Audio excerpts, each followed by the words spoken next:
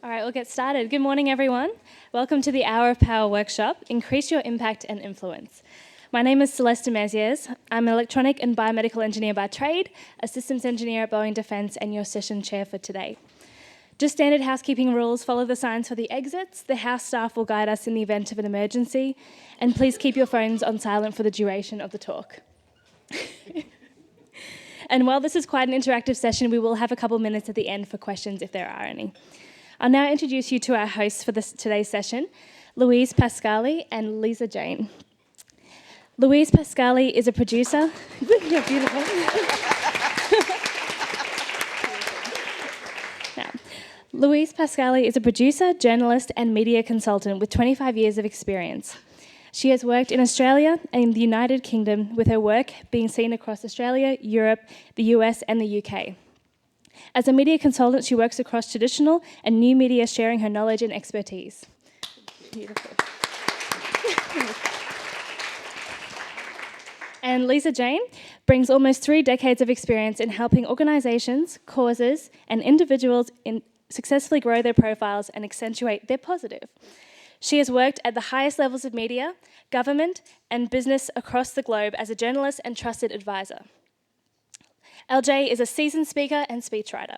She regularly works with CEOs and senior executives on major speeches and presentations. As well as being co-founder of Outspoken Women, LJ is CEO of Alpha Consult, a reputation management company, and the chair of Now Australia, Australia's #TimesUp equivalent. LJ holds a Master's in Commerce and Law and a Bachelor of Business Communication in Journalism. Please join me in welcoming our speakers for today.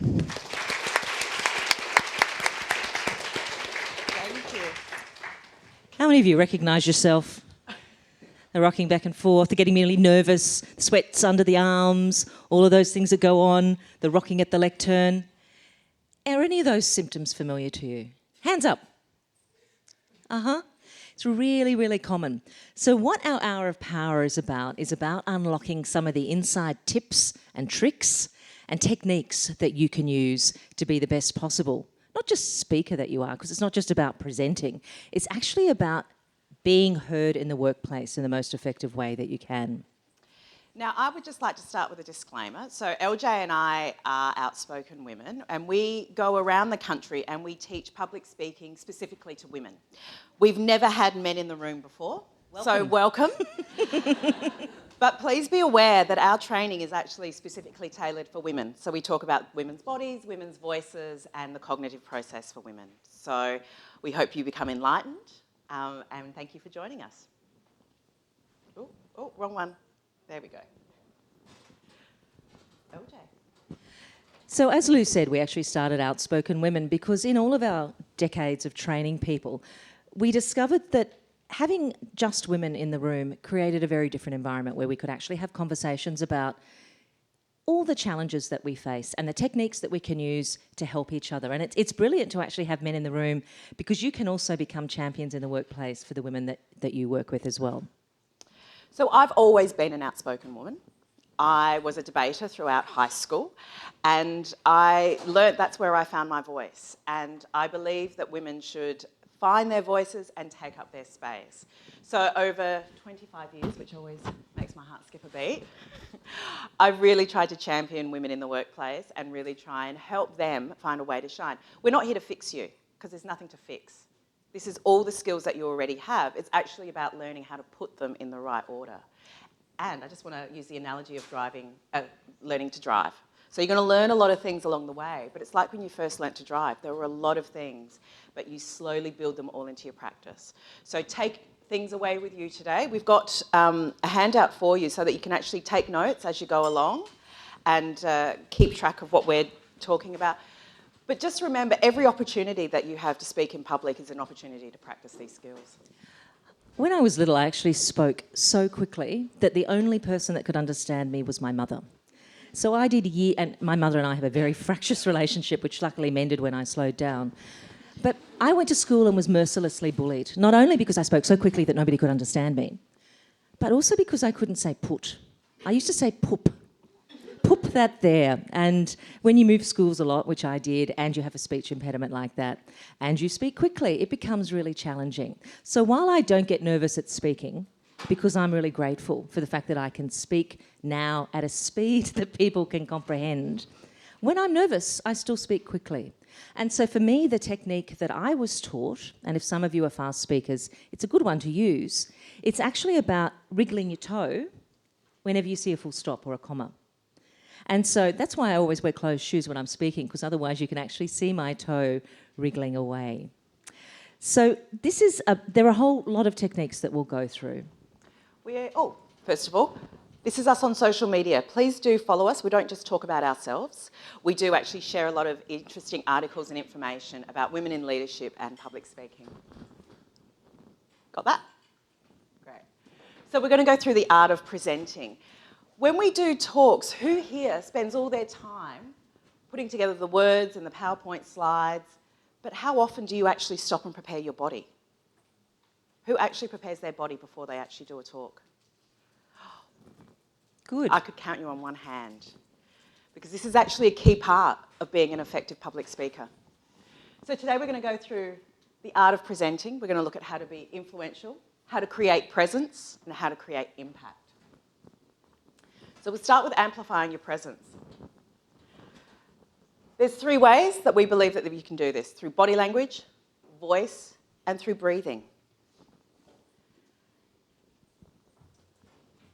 Communication. Oh, LJ warned me that there was a gap back here. Now, LJ falls down going upstairs, and I'm the one that nearly fell then. Communication is 55% body language, 38% tone, 7% of words. So all that effort you are putting into your speech and your PowerPoint slides are actually only 7% of what people are taking away from your presentation. And if you think about it, you think about the best speakers that you know. I mean, for me, one of the best speakers that I can think of is always Obama. And it's the way that he actually communicates his body language. It's the use of pause to reinforce things. It's the confident and assertive tone that he uses. And so you should be reflecting in your preparation that proportion of allocation. You should be actually mapping out what the gestures are that you're going to use. So when we work with CEOs and politicians and individuals, we spend so much time actually mapping gestures to make sure that the gestures that people are using fit their style, so that it becomes a crutch that they can rely on. It also helps with your confidence, because if you know what you're going to do with your hands, you can get rid of all of your nerves. Because instead of doing this, instead of white knuckling, you actually are confident that you're going to be talking about body language, tone, and delivery. Now, LJ started today swaying and rocking, which some of us do when we're actually quite nervous. So the first thing we advocate is actually standing strongly and confidently. I'll take centre stage. Such a shy place. So think about feet hip width apart. Anyone that does yoga knows what we're talking about here. Also thinking about slightly tucking in your... Can I just say, if anyone wants to stand up and practice this as we're going along, please feel free. This is a safe place. Why don't you all? It's much better for your digestion anyway after those myrtle lemon tea cakes or lemon myrtle tea cakes. So the other thing that we also talk about is quite often women are wearing high heels when they present, and this can actually become a distraction for you when you're standing on your feet. So we advocate for court heels, thick heels, or flats. So as you can see, LJ is wearing, I've got my chunky boots So you today. actually need to plant your feet wider than your shoulders. And even if naturally your feet come back in together when you stand up there, when you are walking up onto a stage, you're moving into a persona. You're actually moving into a performance persona. So part of the armour that you put on is claiming the stage. It's taking up more space. I always think of Peter Pan when I do this pose. It's like, I'm pleased to be here.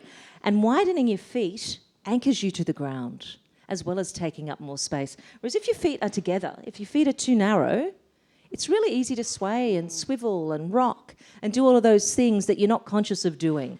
So very first thing when you come up to the stage or walk into a room, if you're talking in a boardroom setting or a meeting setting, make your feet wide. Take your space. Envision that you've got the tree trunk.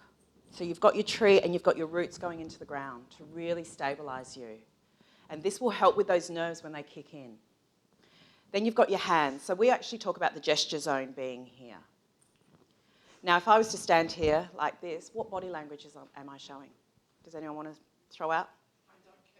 I don't care. Oh, yeah, I don't care. Or I'm hiding something. If I do this, I'm actually quite defensive. So when we talk about gestures, which we'll go into next, we talk about putting your hands into a gesture zone around here and actually finding a comfortable position. We always recommend that when you start a presentation, start with your hands open, because it actually gives a sign of actually being open. I'm here, I want to share with you, I've got an amazing thing to talk about. It's amazing too how often that default position of arms crossed is used. And you're using it often as a thinking pose. My husband and my stepdaughter do it all the time. And I will say to them, are you not interested in what I'm talking about? And they're like, no, keep talking. But you've got your arms crossed, just sitting back in the chair. They've actually developed these really bad habits that I interpret in a very different way to what they intend them to be. So don't self-sabotage by using a thinking position, which is your arms crossed. Find another thinking position that is open. Moving up to your chest area, standing confidently is really important too. But sometimes women feel that when they're doing this, they're actually pushing their breasts out. So we talk about actually envisioning that your shoulder blades are crisscrossing and tucking into your back pockets. So your shoulders are coming down slightly and you're still able to stand confidently without feeling like you're pushing out your chest. You also need to be using gestures that are appropriate to the space that you're in. So if you're in a normal meeting room, you actually think of it as like a softball, keep your hand gestures rotating around that. If it's a boardroom or a room like this, it's like a blow-up beach ball. And if you're in a lecture theatre, think of one of those great big, those big balls that they have in the Coke ad when they're on the beach and they're all having fun? That's how big your gestures need to be. You need to really exaggerate your gestures because otherwise you look really small and timid. We're about to do some gestures, so those of you who are thinking about sitting down, don't even. So what do you do with your hands? Well, your hands can actually give away a lot around your nerves. So gestures are fantastic because they can help you exaggerate a point or help demonstrate or the narrative that you're engaging. But then where do they go when you're finished doing that? So we talk about a few different poses. There's tenting. There's gating. Or do you want to, I'll call them a new gating. So just sitting comfortably. Clasping, which is actually just clasping your hands together. This is also a really good one. If you're actually really nervous, sometimes people fidget with their rings if they're really nervous. If you're a fidgeter, practice this one and instead self-soothe. If you're really nervous, use it as an opportunity to just self-soothe. Communion? No. This is a very relaxed, just kind of way of just having one hand over the other. Fist in hand is really good to make a point. Oh, yeah. Oh, I can see a few fisting in hand. But again, you don't want to be overly aggressive with that. And as we said, hands by side. Sometimes if you're just feeling really relaxed and you're very open, this is great for networking. I'm here to hear you, and this is a really great opportunity to meet with you. Just on networking, one of the really effective ways to make networking easier is to actually mimic the body language of the person you're standing next to.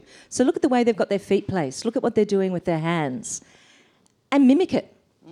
And then ask them a question about themselves, and you'll be amazed at how much more effective your networking becomes. It's always about them, it's never about you, okay? Now do remember this is your gesture zone. Quite often we fall into doing this. Now we're going to, if you can all pair off now, we're just going to do 30 seconds. I want you to actually try some of those gestures and see which ones you default to. Now there's 8 at each table, so you'll pair up nicely into 4. See, we're good at STEM. So just 30 seconds. Have a play with each of those gestures and work out which one's good for you. Okay. Okay, we're going to come back together now. I love the fact that you're so enthusiastic about interacting. And we're going to go over to voice. So you can all sit down now. Before we go to voice, I just also want to just do one more point around standing, which quite often women fall into this. Also when we're sitting. What are we saying when we're crossing our legs like this? because you're not here for the People Choice Awards on the red carpet. I'm busting. So I just wanted to remind everyone that the crossing of the legs. If you feel that the stand that we were talking about earlier was just a bit too static for you, you can kick out your hip and just have a more relaxed way of doing it. No, not quite like that, LJ. So have I'm not a fashion model. Much more a relaxed way. What's really important before we move on to voice is to actually remember to ground yourself when you are feeling the nerves kicking in. Also, when you're sitting down with your feet wider than your shoulders and then moving your legs together. Not necessarily crossing them at the ankles, but moving your feet together when you're sitting down and tucking them under your chair also still does the same thing in terms of anchoring you. So again, it's about building up this toolkit of techniques. Are you asking me to show this? Yes. So also when you're sitting...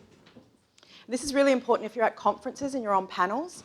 Quite often you are, how do I sit? Just feel really confident in this space. So you can still have your knees together and not show your undies, but having your feet a little bit wider when you sit down helps anchor you to the ground, and you can then move your feet together and you can do it at an angle.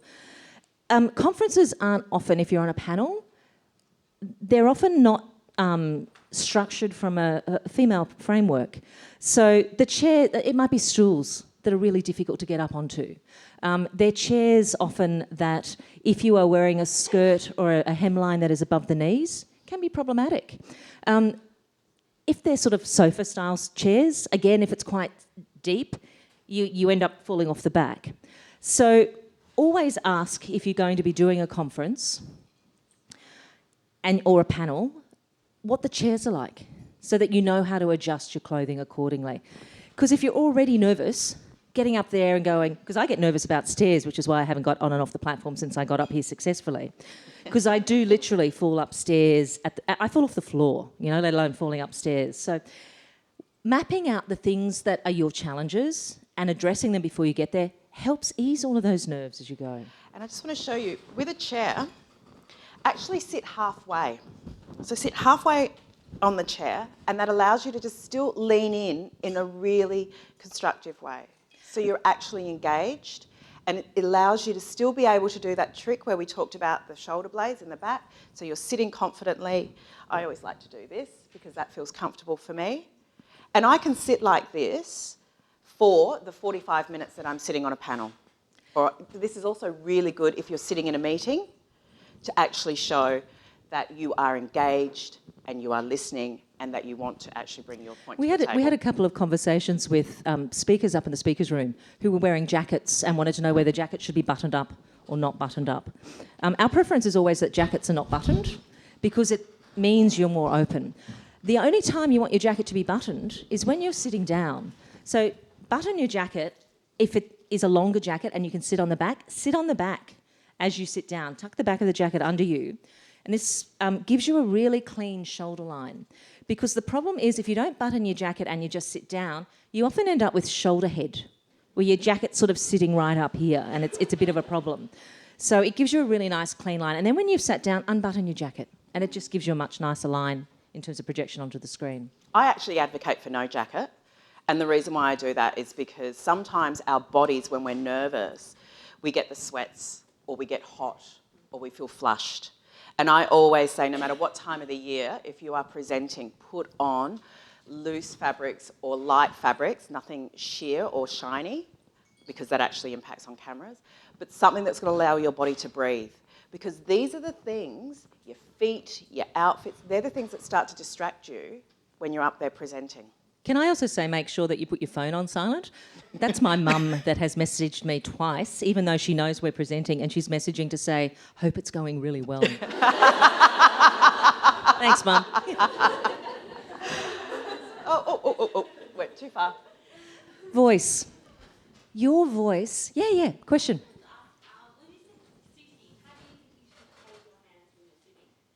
Use the same gestures that feel comfortable for you when you're standing, because they still work in a seating position as well. I also find in a work environment that if I do a clasp and a slightly raised eyebrow, if I'm going into a meeting that I'm not confident of the outcomes that they're going to be, if I do that inside my head. So I'm not doing that externally, but inside my head, I'm walking in where I'm holding my own hand, so I'm confident. I'm slightly raising my eyebrow, so I'm like, I'm going to question what's going on, and I'm prepared.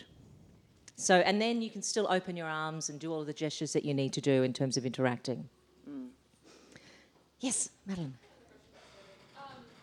So a lot of the presentations I give at work are usually in like somewhat like large-ish conference rooms, and they're around a big table, and like you can stand up and sort of like maybe block people's sight to the slides and be in like a weird corner, or you can give it sitting down.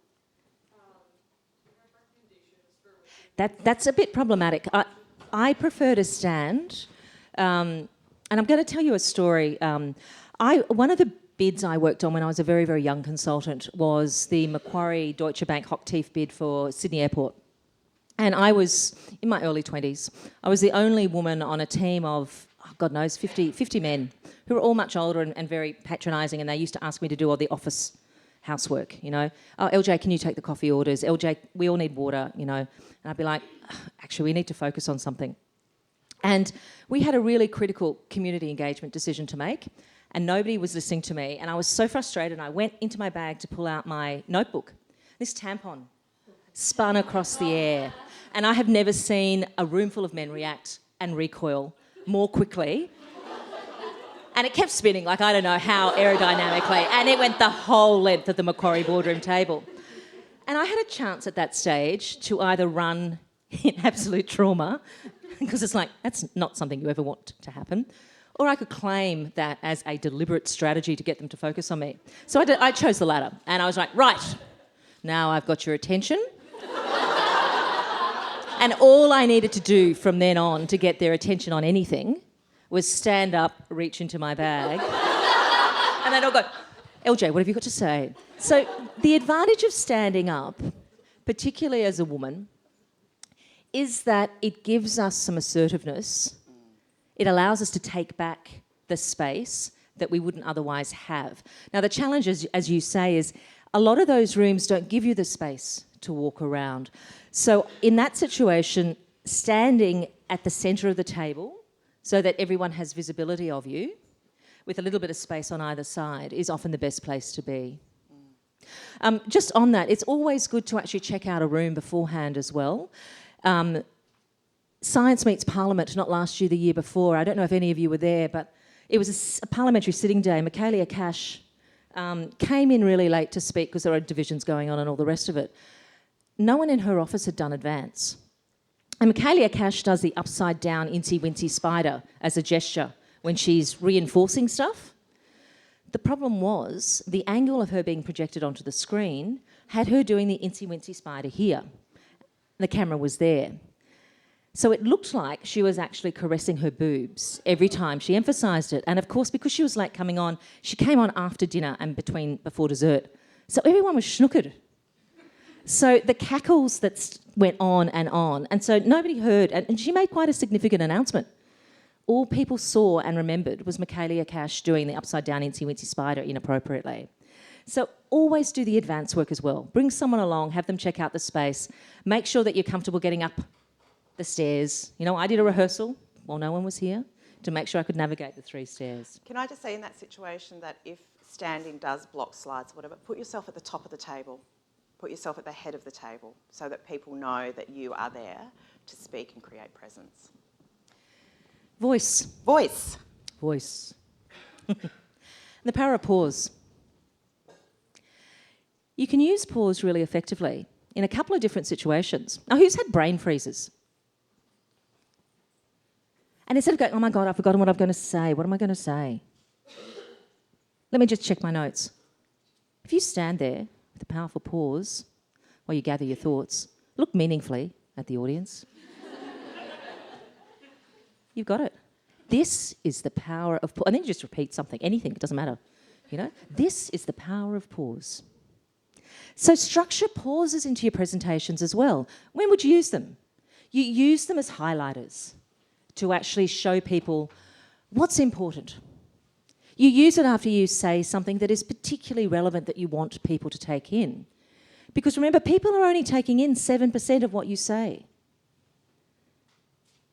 So give them time to absorb what it is that you're saying.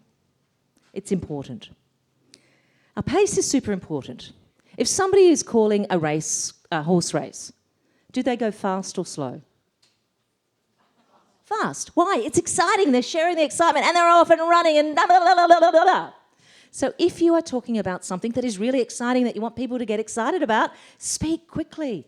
Plan that into your presentation with a little, whatever the symbol is. You might use different colours. You might use arrows that go up. You might just say really quick. Whatever it is, map that.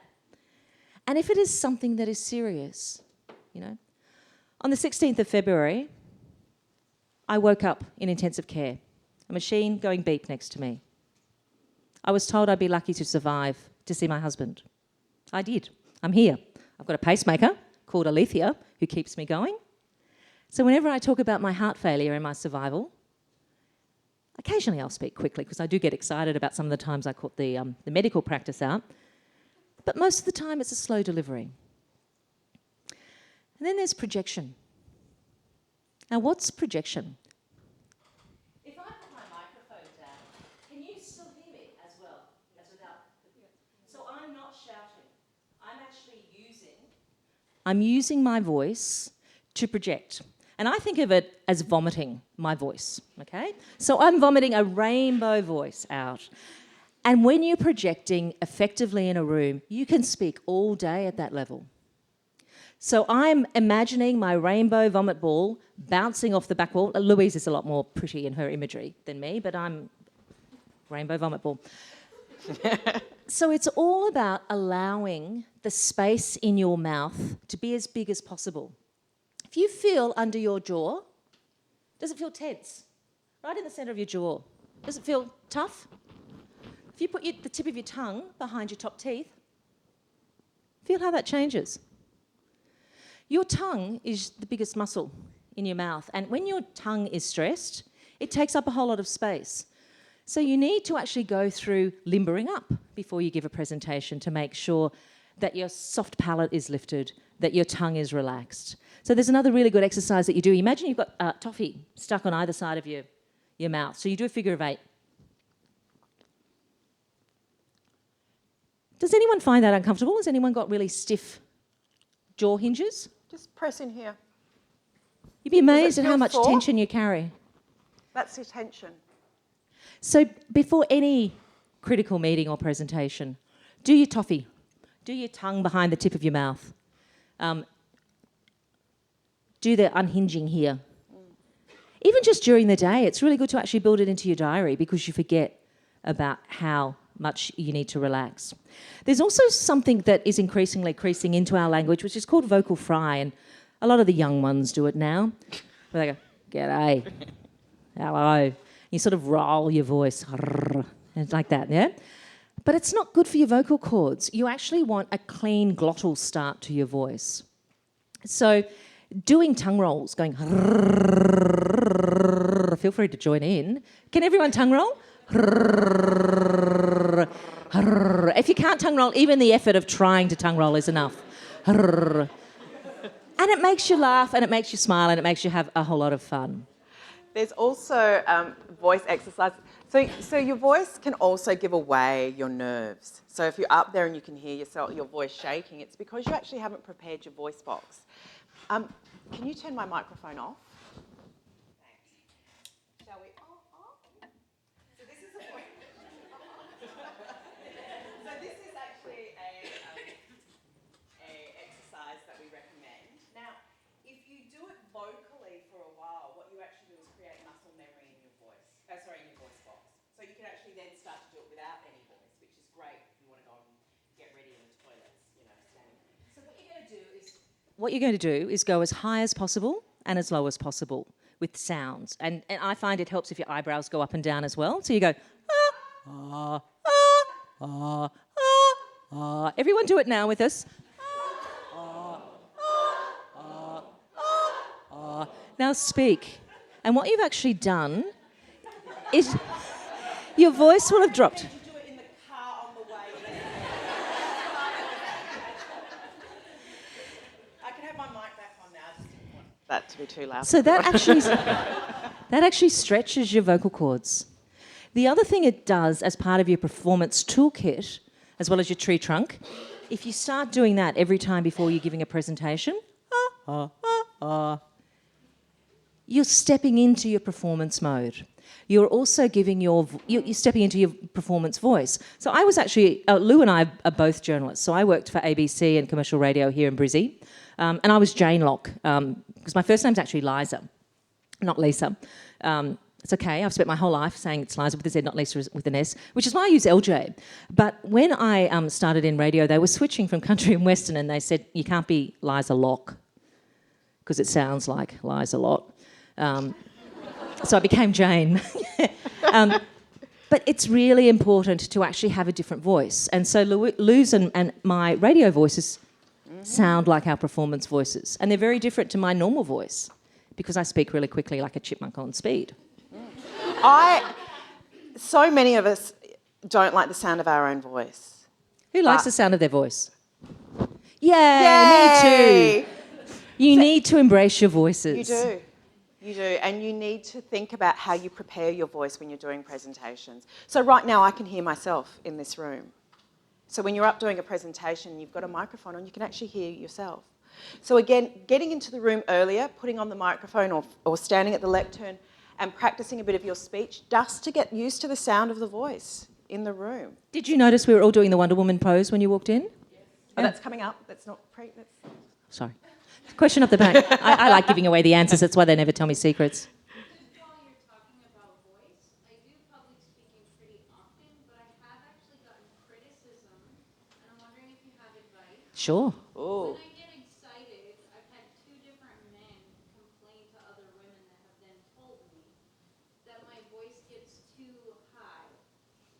And I'm wondering, Well, one, shame on them for accusing you of being shrill. should I just ignore that? I mean, this was when I was enthusiastic and happy, not yelling or anything. I suspect that what's possibly happening there is as you're getting excited, you're actually not diaphragmatic breathing. Or you're actually not breathing from your belly. You're actually breathing from here because you're getting more and more excited. We'll go through breathing exercises in a couple of slides, but also just be mindful that sometimes people are making these comments not necessarily about what's going on with you physically, but are actually trying to find a way in which to kind of silence you in some ways. And I just want to stress, this isn't about making you sound more masculine. No. This is about making sure that your vocal cords are stretched to a point that they're not going to snag and that you're not going to get that dreadful quiver in your voice. That gives away your nerves. So again, it's about hiding the nerves in the most efficient and effective way. And if you try too hard to lower your voice, you're actually going to damage it. Yeah, And you'll end up that's- with nodules. Exactly. And you'll sound like Alan Jones. Okay, so let's go on. So we've talked a fair bit about the body. Let's go on and talk about the presentation. That's 7%. We're going to give you some of that 7% now. How many of you, have any of you actually done TED Talks? How many of you watch TED Talks? So there's a commonality. Oh, bugger, now I've got to get down off the... Are you right? Yeah, this could be adventurous. Hang on. I'll get down and I won't be able to get back up again. I'll have to come all the way around. Can we whip... Sorry, we're just going to take a moment and see if we can whip this out a bit further. Oh. Can you guys see it over there if we... We'll just swivel it round. Yeah. So when you're doing a TED Talk, it starts with something that's engaging. It's an experience. It's an imagine. Imagine this. A hummingbird, a machine that goes beep, and a room of outspoken women. That's the challenge we're going to solve today. Today we're going to talk about... So then you give the roadmap of the 3 things that you're going to focus on. Always talk in threes. That's what the brain processes most easily. And I find I can't remember anything more than 3. So all I'm talking about is 3 things. I can always default back to that. If I'm talking about 5 things, I can never remember the last 2. And we need the roadmap, remember, because we don't take in everything. You don't hear everything that people are saying. So give people the roadmap as to where you're going. And then you talk about each of them and you provide the proof points. And then right at the very end, you summarise, even in a meeting situation. Give the summary of what it is that you've said and why it matters to the people that you're talking to, why it matters to them. Not why it matters to you, why it matters to them, what the benefits or the opportunities or the solutions are that you're providing. And then if you want to finish with a catchy ending, do that. You can use this structure in the workplace. And once you build up your toolkit of different scenarios, it doesn't matter what you're talking about, you can take it out and update it.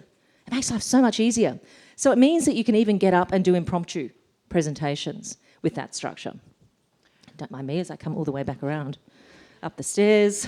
Okay, over to you, Lou. Feel free to continue. You know, so always remember when you're putting your presentations together, you need the start, the middle and the end. And so that structure there gives you that start. And starting with an anecdote, a story, something that makes people sit and be reflective. Try and find something that they're going to engage in. And then you go to your 3 points and then you flesh them out and then you come and you wrap it up. And at that beginning and that end, you can start your story, use the middle part to flesh out your proof points, and then come back and finish your story at the end. So you've created the start, middle and end. And the rules of 3. We can't stress that enough, that we remember things in 3s. Tell yourself your mobile number. How do you say it? You say it in 3s. If you have more than 3 points, go to 6 or go to 9. But really, I can't stress enough, try and stick with 3s. I made it up the stairs. I know you're back. You right? So when you're telling your story, don't forget to think about what your key messages are. So try and think of that Twitter handle. Try and think of that 1 to 2 sentence. I always try and think, how do I explain this to my mother? And I do a lot of work in STEM communications as well. And the challenge you all have is that you have such interesting things, but you use such sector-specific language that often it doesn't solve the so what problem for people. Which actually takes us to the next slide. Yeah, sure. Now, think about it. We referenced it before when you're networking. It's all about the other person. It's never about you. The most effective communications are communications that are heard and acted on and are credible with the audience that you're speaking to. So work out from your audience's perspective, what's the problem that you're solving? What's the opportunity that you're delivering? It's as simple as that. And if you then come at everything that you're saying from there, you will become far more impactful in your communications and your influence. So rather than thinking about what you want to say, think about what is it that your audience wants to hear. And there are 3 things they want to hear. How are they going to save time or make time? How are they going to save money or make money? Or how are you going to make them feel good? And then it's about bringing it to life. What does this mean? Where's the human face? What does it, so instead of using statistics, tell a story about someone. If it's a problem that you're solving. So Celeste and I had I don't know how many of you saw Celeste's poster yesterday, but Celeste is doing some really interesting work around heart conditions. Completely randomly, we were having a conversation up in the speaker's room, and I said, oh, so, what are you talking on? And she said, hearts. And I went, oh my God, I've got a pacemaker and defibrillator. Her name's Alethea. And so, again, it's what's the connection that you can bring? What's the story that you can share? How do you bring it to life? Hearts and minds. Think about how can you change hearts and minds? And think from a politician's perspective. Who are the politicians that actually have the impact for you? They're the ones that talk about solving the problems for individuals, as opposed to we're investing $378 trillion into blah, blah, blah. It's like, this is the story, what we're going to do. This is Joe. Joe can't afford a bus ticket. And you take the story on from there. So how do you amplify your impact? Well, we've heard of fight or flight. We've got another one. It's called freeze. So how do you overcome these things when you're presenting? Well, breathing. Shall we do some breathing exercises? Do you want to stand up again? You'll hear a lot of... It's often called diaphragmatic breathing, but it's not actually your diaphragm that's doing the breathing, it's your lungs. So my singing teacher says it's a bit like pushing a piano away with your belly. So it's not particularly attractive from a side-on perspective. But what you're trying to do is bring as much air into your body, and it actually calms you down. So this is another good nerve reduction exercise. So So put your hands across your belly, just have them slightly touching. And as you breathe in, it should be expanding out. And then you breathe out. And your fingers should be coming back together to touch. Out. In. see how much calmer you become as a process of doing that? All it takes is 3 breaths before you present. So you've got your tree trunk, you've got your and now you've got you pushing the piano away, okay? Now, muscle tension. When we get stressed, we get the shoulder hanger. Our necks get stressed. We start looking like a front row forward. Can you see my scalene muscles? It's kicking out. And what does that do to my windpipe if my scalene muscles are that tense? It's restricting it. What happens if your voice box is restricted, your windpipe is restricted? You can't breathe. So, have a bit of a feel of your neck. Drop your shoulders. Do a bit of a shoulder rotation. Make sure that those scalene muscles are relaxing back. We also do jellyfish. Yeah, jellyfish is a really good one. Jellyfish is Gets all the good. tension out and it Gets feels it- good. There's actually a song that I normally sing, but I won't subject you to that. Can I just say, you're all probably going, when am I going to do this? Like before a presentation. You go into the toilet. You go into the toilet, you go into a cubicle, and you let loose. Now, there's also some brain tricks you can do to control You can your sit nerves. down now, but Yeah? you will be getting up again soon. So to control your nerves, it's a really simple technique. And again, based on the rule of 3s. You just have to remember 3 things. So you look up at the colour above you, you look down at the texture, and then you take a deep breath. So rule of 3s, cognitive process to calm you down. It's mindfulness. Anyone that practices mindfulness, you think about it. What you're doing is just centering yourself. You got a question? Yeah. Yeah, that's exactly it. And sometimes when you actually get up on stage, just do that. Just before you start. You're at the lectern. Good evening, everyone. Take the moment, take the time. They're not going anywhere. It also makes you look more assertive. It does. And they're recognising that you are preparing yourself to give them an amazing speech. I've got the clicker. Sorry, I just realised how much power I have. Okay, up again. Who knows the power pose? Oh, Who quite a- does the power pose? Yay, we got power Who pose. loves the power pose? Yeah? This is phenomenal, the power pose. And you can do Wonder Woman or you can do Sealy Posturepedic. That tends to be a little bit more obvious. Whereas you can do the Wonder Woman pose quite easily and pretend you're just stretching your back. You only need to hold it for 2 minutes. And what it does is trick the body. Who here knows Cesar Millan, the dog whisperer? Who here has seen Cesar Millan? I have. Cesar Millan actually does this with dogs, and he doesn't have the dogs doing the Wonder Woman pose or their hands up in the air, but he does, because when dogs are nervous, their tails go between their legs. So he actually puts the lead over, picks up their tails and makes them walk with their tail up. And within 2 minutes, the dog's behaviour flips because he's tricked the brain into becoming more confident than it actually is. So what we're doing is we're actually releasing testosterone in our body. When we do this, we're releasing cortisone. So slouching is not good for actually our confidence. So we've got to trick the body. The other thing I do to trick the body is I smile. Like a maniac. I do. It's very disconcerting for I the half hour do. before a presentation. Yes. You see me in the car. Yes, you can cut me off. That's fine. But what I'm doing is I'm tricking my body into believing it's happy. So I don't know if you noticed that when you were walking in here, LJ and I were actually standing up here doing this, Grinning like maniacs. grinning. I actually smile a lot, but anyway. Oh, next one. Yep. You can sit down again. That's your 2 minutes.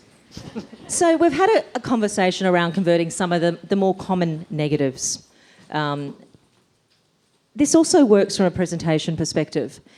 If you are going into, or a communication perspective, if you are going into a situation where you know you are going to come up against resistance, answer the negatives before they get the chance to ask them. Flip it on their head if you can, turn it into a positive. Remember, you're the expert in the area. Nobody knows this space the way that you know it. Try to take questions as an indication that you haven't explained things as well as you can. Now, that's not always the case. Sometimes you will get questions because people have a point of view to put, And you just need to go, well, yeah, that's interesting. However, what we're focusing on today, there are a whole lot of bridging techniques you can use to do that. Always use repetition. Don't forget the power of repetition. Repetition is the most powerful thing you can do. See what I did there? Power of 3, repetition. Even in meetings, if people aren't listening, using repetition to reinforce a point works. It makes a big difference in terms of optimising your influence. And then we've talked about power of summary. Yeah, sorry, question. So when you say repetition, is it like the verbal communication or slides? How can you manage it with slides? So your slides, you will have seen the trend, I'm sure, with many of the presentations that have taken place here, where it's primarily now image-driven. If you are using slides as a speech prompt, you're actually cheating yourself, because it means that the audience's attention is on the slides, not on you. Now, when I'm giving a keynote, the way I approach it is I can only think if I'm typing things out. So I actually write my speech out in full, what I want to say, and then I write it out in longhand a couple of times, and then I reduce it down to my mind map. So all I need in front of me by the time I'm giving that presentation is my mind map. And of course I've rehearsed with my slides and my presentation. Now I know it's more complicated with a lot of the concepts that you're communicating because of the complexity of that. But try and think of the most, I thought Dr. Black's presentation yesterday morning was a really good example of her talking about a very complex story in a really fun image-driven way. In your space, think about statistics, just putting 1 or 2 statistics up, putting up graphs or demonstrations of data or an image. If you put complex text on that slide, they're not listening to you. They're reading it.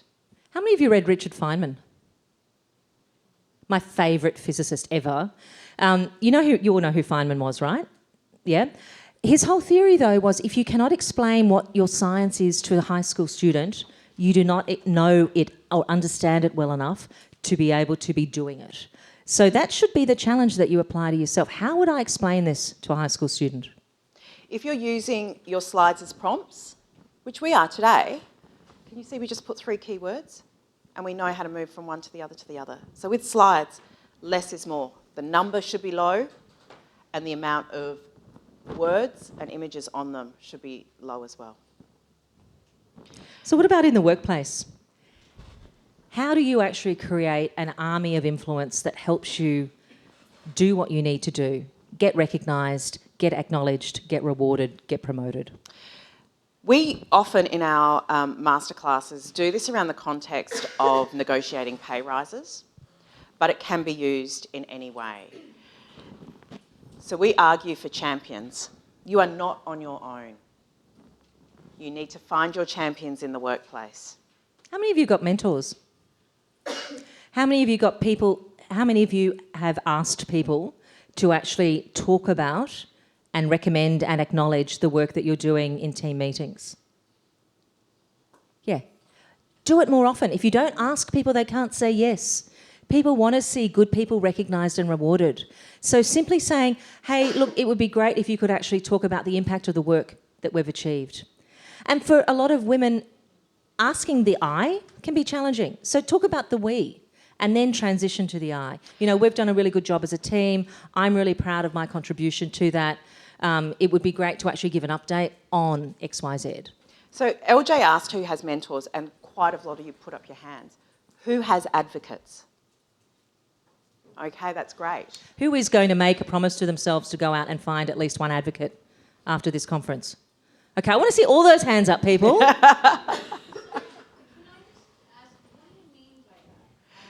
Someone that's going to champion you and what you want to achieve. And So it's not a mentor. Yeah, and it doesn't necessarily have to be a personal thing. It could be something, you want to get a project over the line, you want to get some funding, you want to get, the workplace to recognise something. You shouldn't be out there on your own fighting for that. Who in your workplace can help you do that? So do you mean when you use the terms mentor and advocate, do you mean like a formal thing or totally informal? I'm just not sure what you mean. Okay, so mentoring can be both formal and informal, but it's a focus on you and helping you develop with an ongoing process. And Advocate tends to be somebody that is project specific, often not necessarily a peer, often someone senior as well. So you're simply saying, hey, it would be great if we could get some recognition for this. Often just asking an inclusive question, could you help me spread the word about this project, is a really easy way to do that. One of the other issues that we often have come up is women will talk about going into meetings and having their idea, they'll say something brilliant, and then a bloke will repeat it and get the acknowledgement for that. And we did some really interesting work with a large department in Canberra where they had one particular manager that did that constantly. It was really frustrating the women, and rightly so. And so the strategy we came up with for them, which is a strategy we thoroughly endorse, is repeat each other's good ideas. You know, as so-and-so was saying, that's a great idea, so-and-so. Speak up around the table in the workplace so that you're acknowledging, because the more it's articulated, the more likely it is to be heard. And the more it's heard, the more likely you are to be rewarded and promoted. And you will need to plan for these things too. So sit with whoever is going to be your champion or your advocate. Work out the pros and the cons. What's the strategy should this come up? What if this comes up? How are we going to handle this? And even, I have a colleague, I walked into a meeting recently, she was really concerned we were going to take on a project that she didn't think we had the capacity to do. And I said to her, well, you're going to sit next to me, and if I promise something you don't think we can deliver, you're going to poke my leg. That's what you're going to do. You're just going to go, and I will know, okay, I need to pull back from that. So they're the little things that you have to do when you sit down with your advocate and say, okay, how are we going to get this over the line? Thank you for championing this with me. Can we work on a bit of a strategy, or as we like to say, a plan of attack? Caw. That's our code word for we're right up to question time. So here's a question.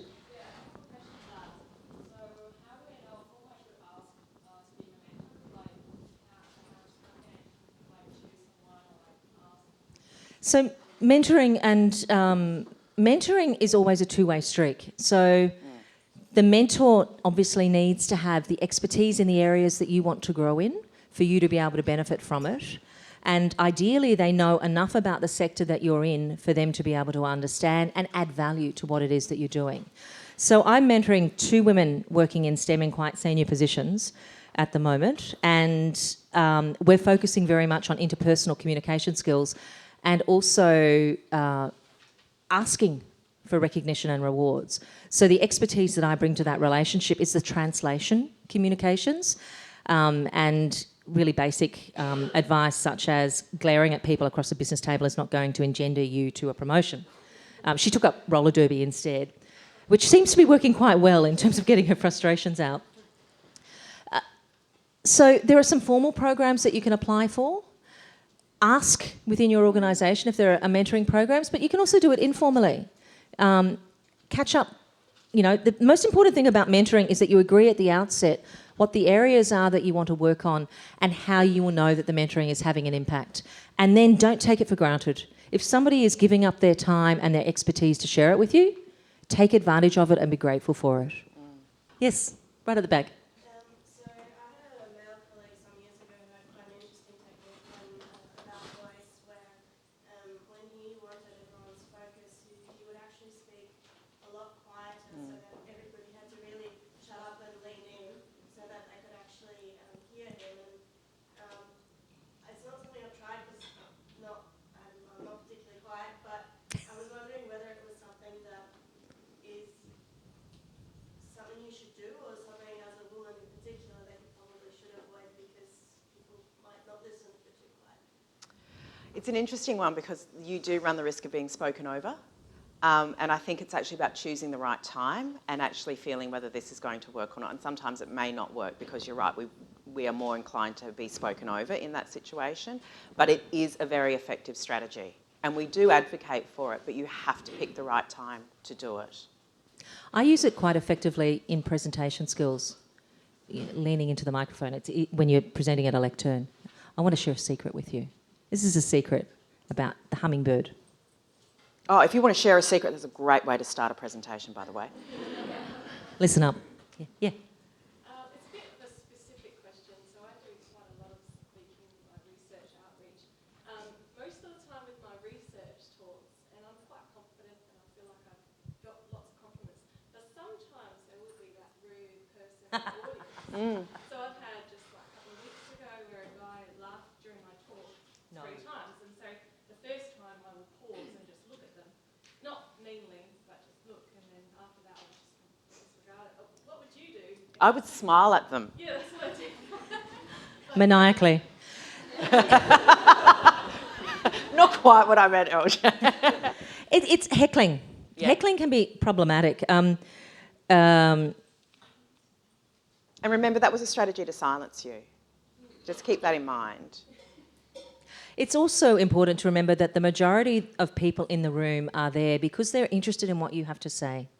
They recognise that you bring knowledge in a space that they don't have, and so they want to hear what you have to say. It's a technique that you'll often see on panels as well. If you think about Q&A, there's always someone that's grandstanding, and Tony Jones lets them go for just a little bit, and then he's like, okay, well, let's get back to what's going on. So ignoring them is the most effective way of doing it, and thinking to yourself, I've got his coat. And then move over and smile and connect with somebody else. That's why it's also good to have friendly faces in the audience. Bring friends, plant friends around the room, so that if something like that happens to rattle you, you can actually get that reassuring nod from someone that you know. And there's always a smiler in the room. Look for the smiler. So when you don't know where to look, look for the smiler. I love the smiler. I always look for them. Just on that, sorry, I was just going to make a point about body language. Often when you're explaining things that are particularly controversial in a workplace environment, we're looking for that recognition that people are agreeing with us by nodding their heads. You need to actually break that nexus. If you are saying something in a workplace environment or in a presentation and you're not getting people nodding, it's not because they don't agree, it's because they're trying to take in and absorb and, cogitate on what it is that you're saying.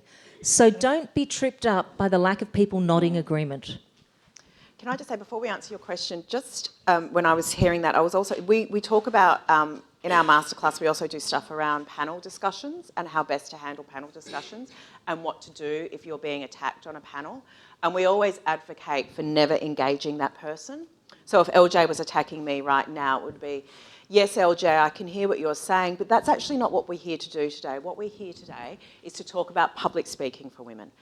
And what you're doing is you're actually putting that person back and you're engaging the audience again, and you're actually showing the audience this person is attacking and is hostile, but we don't have to go there. And there's a whole lot of bridging techniques you can use. That's an interesting point, however, what we're focusing on today. What our research shows is, well, quite the contrary. You know, the key issues here, the factors that we need to focus on, what our clients are telling us the issues are. You know, remember, just take control back by using language like that. From what we know, it's my favourite. Hi. Half my question was about what you've just sort of described, but what I face on a daily basis presenting in front of my peers, which are 99% male, is that I can do all those things to diffuse my presence on stage with my hands and my body language and my tone of voice and my pacing. But if my audience has their arms crossed and they're not engaging with me the way I'm hoping them to, like what you were just saying with nodding, is there a way, like a nice tip or a trick to put them at ease instead of being them on the offside? But you're already assuming they're not at ease. Yeah, that could that's be right. a room full of my husbands and stepdaughters who are Yeah, thinking right, really right. hard, and the harder they think, the stronger their arms are crossed. And it's not because it's just some people have that as a default position. sure. Some people are introverts and they feel more comfortable. Paul says to me it's in his DNA, and I'm looking at them all. I think it probably is. Yep. So not to read too much into it, but focus No. on yourself. And you know what? Go look for the smiler. Go look for the nodder. Don't concentrate on them, because that derails you. If you think that you've got to spend your time trying to convince them, then what you're doing is you're taking your attention away from everybody else who wants to be engaged and is really there to hear you. And they're your champions, and that's who you speak to. And it's not a conversation, even though you're delivering stuff that is relevant to them as an audience. In a conversation, we're giving that feedback all the time. It's instantaneous. But in a presentation, you're sharing information, and they've got to absorb it and process it. So I've got one last question. So the bridging techniques of, what we're here to talk about is great, but I've actually had instances where the person was talking so much that without actually interrupting them, I couldn't get to the point of using one of those. Would you have help? We could have queued that question with you, Madeline. Yeah, so what you need to do in that situation is you need to stop and listen to them and pick their rhythm, because they breathe. They're going to have to pause to breathe. So So stop for a moment, listen, and when they're about to take that breath of air, you jump in. I know If it sounds somebody funny, else but it's hasn't the already truth. That's gone, what you oh, for do. God's sake, stop talking. So we're Outspoken Women. Thank you for being here. We do tailored training, we do masterclasses, we do open classes. Keep an eye on us. We'd love to see you at any or all of them. So, Yes, and thank you to the men for being here as well. Yes, thank you. Now, I just want to say we are hello@outspokenwomen.com. You can join our mailing list via our website to find out where we're at and what we're doing. And if, we can help you at all, please do sing out. Thank you. And happy Hopper Down Under. Yes, well done.